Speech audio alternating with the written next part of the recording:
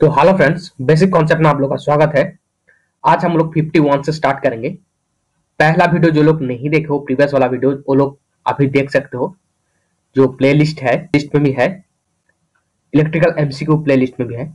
और ये जो एमसीक्यू मैं बताने जा रहा हूँ बहुत ही इंपॉर्टेंट है कोई भी गवर्नमेंट एग्जाम के लिए।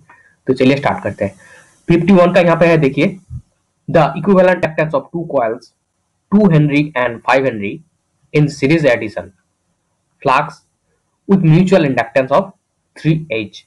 तो यहाँ पे इक्विवेलेंट इंडक्टेंस पूछा और दो इंडक्टेंस 2H और 5H दोनों सीरीज एडिशन में है, ठीक है। तो मेरा नोट जो लोग लिए हो वो लोगों को मैं बता देता हूँ, वो लोग आसानी से कर पाएगा क्योंकि शॉर्ट करके लिखा हुआ है इसका जो फॉर्मूला है।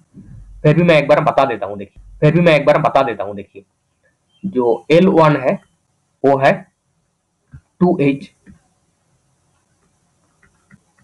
जो L2 है वो है 5H, और जो म्यूचुअल इंडक्टेंस M पकड़ लेते हैं, M जो है 3H। तो अब इसका इक्विवेलेंट इंडक्टेंस निकालना है। तो L इक्विवेलेंट इक्वल टू, देखिए यहाँ पे क्या बताया, सीरीज एडिशन, ठीक है। ये दोनों चीज ध्यान देना है, सीरीज में है और एडिटिव नेचर में है। तो सीरीज एडिटिव नेचर में जो फॉर्मूला होता है वो होता है L1 plus L2 plus 2M, ठीक है, 2M। तो यहाँ पे देख लेते हैं, देखिए L1 का वैल्यू क्या है 2, L2 का 5 और 2M इंटू मतलब 2 इंटू 3, तो कुल मिला के हो रहा है 13 हेनरी, ठीक है। तो आंसर यहाँ पे देखिए 51 का जो आंसर है 10 31 13, तो आंसर डी हो रहा है 51 का 13 हेनरी। ओके, तो नेक्स्ट देखते हैं, देखिए 52 का। A coil is said to be loosely coupled with which of the following condition। इसमें k का वैल्यू पूछ रहा है, k का वैल्यू कौन सा कंडीशन में लूजली कपल बता सकते हो हम, ठीक है। तो k एक्चुअली क्या होता है, देखिए मैं बता देता हूं। देखिए mutual inductance m equal to होता है root of are L1 L2। ये एक्चुअली जो होता है ये प्रोपोर्शनल, इसको बता सकते हो। तो ये प्रोपोर्शनल को उठाने के लिए यहाँ पे इक्वल देना पड़ेगा और यहाँ पे कांस्टेंट लेना पड़ेगा, दैट इज k, ठीक है। कपलिंग कांस्टेंट भी बता सकते हो इसको। तो ये जो k है इसका कुछ वैल्यू होता है, तो वैल्यू के हिसाब से जो कपलिंग है उसका नेचर होता है, ठीक है। तो k का वैल्यू देखिए 0 से होता है 1 तक, k का वैल्यू 0 से भी कम नहीं होता है और 1 से भी ज्यादा नहीं होता है। तो 1 मतलब 100% और 0 मतलब 0%, परसेंट भी कभी कभी बोला जाता है इसको, ठीक है। तो जब k इक्वल टू 1 होगा इस कंडीशन में m इक्वल टू हो जाएगा root of are L1 L2। तब बता सकते हो जो मैग्नेटिक कपलिंग है वो उसमें कोई लीकेज नहीं है, ठीक है। तो इसमें बता सकते हो कि 100% कपलिंग, या तो बता सकते हो टाइटली कपलिंग, मतलब लीकेज जो है 0 है। तो ऐसा ये जो होता है आइडियल कंडीशन होता है, ये पॉसिबल नहीं होता है। तो एक के कम हो होता है हमेशा, ठीक है। और के का वैल्यू अगर मान लीजिए कि 0 हो गया तो m का वैल्यू क्या होगा, वो भी 0 हो जाएगा, ठीक है। तो जब 0 हो जाएगा तब बता सकते कि कोई कपलिंग नहीं है, L1 L2 के बीच में कोई कपलिंग नहीं है, L1 L2 के बीच में कोई कपलिंग नहीं है, ठीक है। तो 100% लीकेज हो रहा है, यहाँ पे 0% लीकेज था, यहाँ पे लीकेज हो रहा है 100%। तो 0 और 1 समझ में आया होगा के का वैल्यू, ठीक है। तब यहाँ पे बीच में कुछ वैल्यू दिया हुआ रहता है। देखिए यहाँ पे क्या क्या क्वेश्चन एग्जाम में पूछा जाता है, देखिए के का वैल्यू ग्रेटर देन 0.5 रहता है, ठीक है। 0.5 से अगर ऊपर रहेगा तो यहाँ पे होता है टाइटली कपलिंग, ठीक है। और k का वैल्यू लेस देन 0.05 अगर रहेगा तो ये होता है लूजली कपलिंग, ठीक है। यहाँ पे कपलिंग से पूछा जाता है इतना क्वेश्चन। तो यहाँ पे वैल्यू जो दिया है, देखें यहाँ पे लूजली कपलिंग बताया, तो लूजली कपलिंग बताया मतलब यहाँ पे जो वैल्यू होगा होगा k लेस देन 0.5। तो 52 का आंसर है डी, k लेस देन 0.5। यहाँ पे टाइटली कपलिंग भी कभी कभी पूछ लेता है, या तो यहाँ पे ये कंडीशन देके पूछ लेता है किस टाइप का कपलिंग है। तो ये ध्यान रखना है, बहुत ही इंपॉर्टेंट क्वेश्चन है, ठीक है। नेक्स्ट आते हैं, देखिए 53 का। The energy in a magnetic material is due to which process, ठीक है। तो मैग्नेटिक मटेरियल का जो एनर्जी होता है कौन सा प्रोसेस में होता है, एनर्जी जो देता है, ठीक है। तो ये जो एनर्जी देता है मैग्नेटाइजेशन प्रोसेस में, एनर्जी का जरूरत पड़ता है, ठीक है, मैग्नेटाइजेशन प्रोसेस में। तो यहाँ पे थोड़ा देख लेते हैं, मैं दिखा देता हूँ। देखिए कोई भी एक मान लीजिए कि बार मैग्नेट है, मान लीजिए मैग्नेटिक मटेरियल है, इसको मैग्नेट बनाना है। तो यहाँ पे हम लोग वायर ऐसा करके इसको सप्लाई दे देंगे, ठीक है, इसको सप्लाई दे देंगे। तो यहाँ पे अगर सप्लाई दे देंगे तो ये जो मैग्नेट है, सॉरी मैग्नेटिक मटेरियल है, तो मैग्नेट बन जाएगा, ठीक है। और ये एनर्जी देना पड़ रहा है यहाँ पे, ठीक है, एनर्जी देना पड़ रहा है। तो इसीलिए बता रहा है कि ये जो प्रोसेस है इसको हम लोग बोलते हैं मैग्नेटाइजेशन, ठीक है, मैग्नेटाइजेशन। इस प्रोसेस जो है मैग्नेटाइजेशन। तो मैग्नेटाइजेशन प्रोसेस में क्या होता है, एनर्जी होता है, ठीक है, एनर्जी लगता है। तो यह यहाँ पे ये बोल रहा है 53 का जो आंसर है बी मैग्नेटाइजेशन।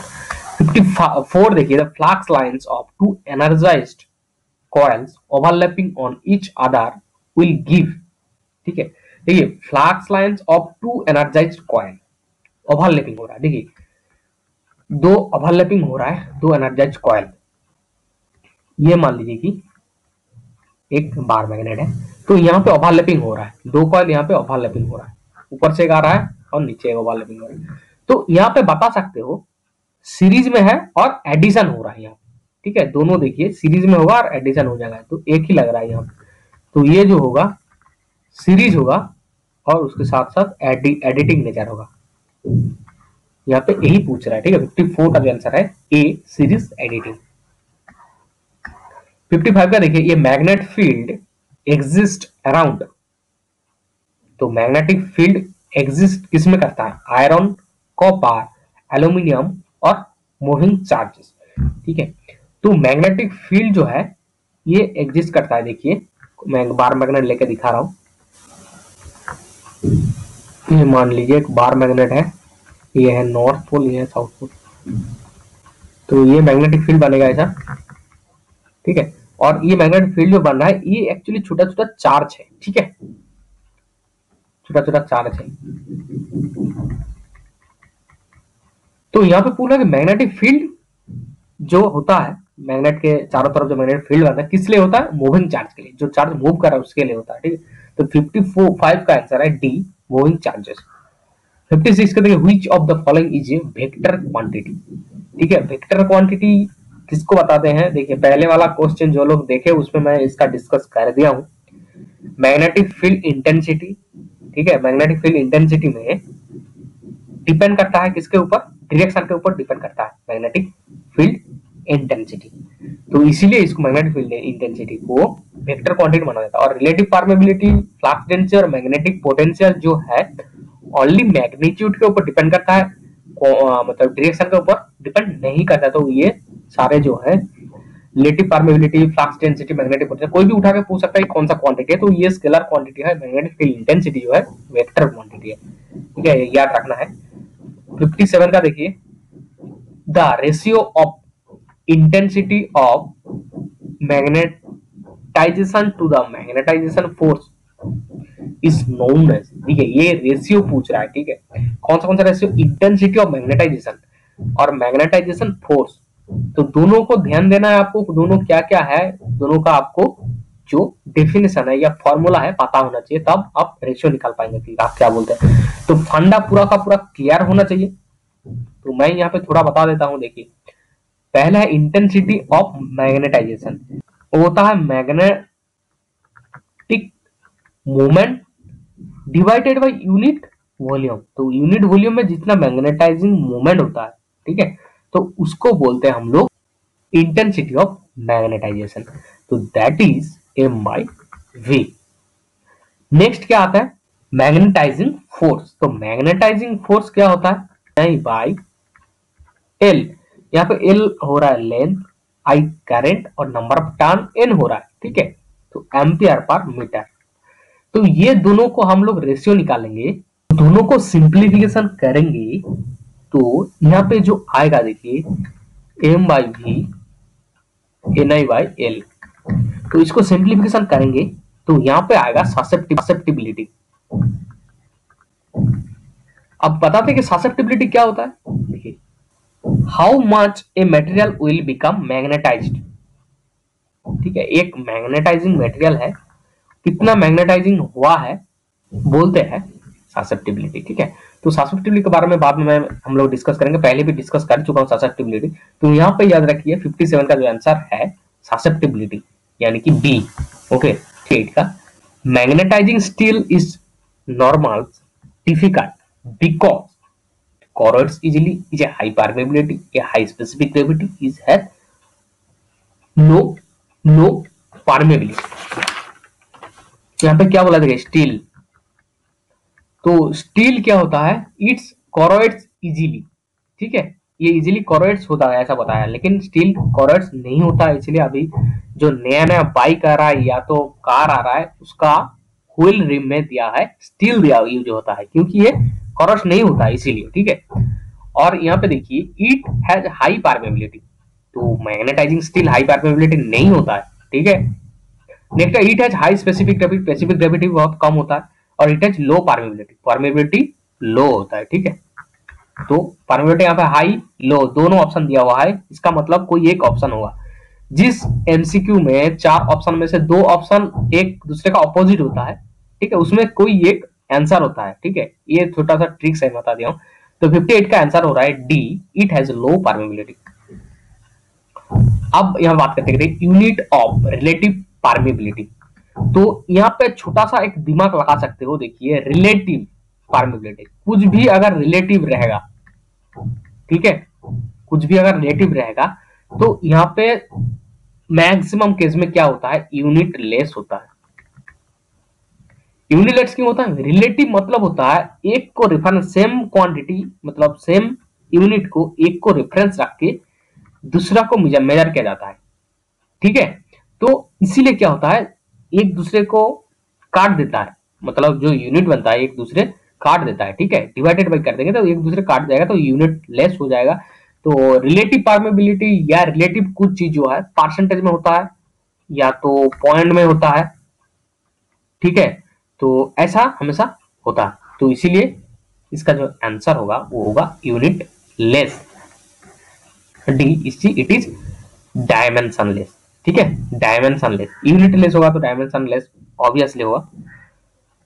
नेक्स्ट देखते हैं 60 का, degassing is the process of. तो देखिए डिगैसिंग एक प्रोसेस है, हाँ, तो एक मैग्नेटिक प्रोसेस है। तो क्या प्रोसेस किया जाता है इसको, डीमैग्नेटाइजिंग मेटालिक पार्ट। ठीक है, कोई भी एक मैग्नेटाइजेशन जो होता है, मैग्नेटाइजेशन जो प्रोसेस होता है उसका ऑपोजिट हो रहा है डीगैसिंग। ठीक है, तो एक मान लीजिए कि एक मैग्नेटिक मटेरियल है, तो इसको हम लोग क्या किए, मैग्नेट कर लिया, इसको मैग्नेट में कन्वर्ट कर लिए, फिर इसको ये मान लो कि परमानेंट मैग्नेट बन गया, तो इसको फिर क्या करेंगे, हैमरिंग करेंगे।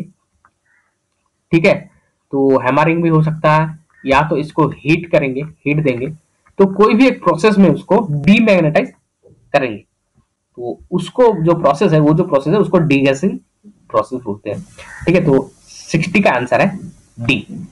तो इस वीडियो में इतना ही, नेक्स्ट वीडियो में हम लोग 61 से स्टार्ट करेंगे।